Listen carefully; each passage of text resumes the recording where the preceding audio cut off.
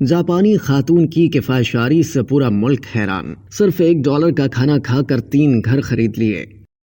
دنیا میں کئی لوگ ایسے ہیں جن کا ماننا ہے کہ وہ کھانے کے لیے جیتے ہیں، جبکہ کئی خواتین ایسی ہیں جو اپنے بناؤ سنگھار پر بے درے خرچ کرنے میں بھی نہیں جھجکتی۔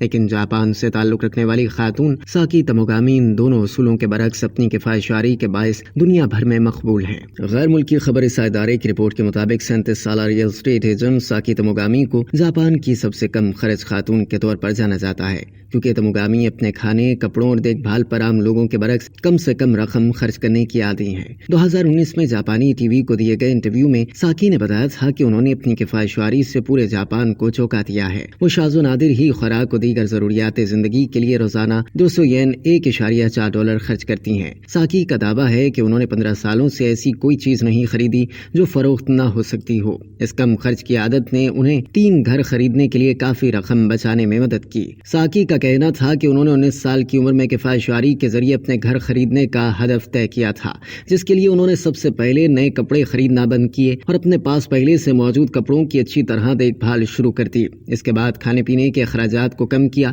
بنیادی طور پر سستے کھانوں مثلا نوڈلز، ٹوسٹ اور سستی سبزیوں پر انحصار کیا۔ ساکی کم خرچ کے ساتھ 8 سال زندگی گزارنے کے بعد اپنا پہلا گھر خریدنے میں کامیاب ہو گئی تھی اور 2019 تک وہ 3 گھر کی مالک بھی بن چکی تھی۔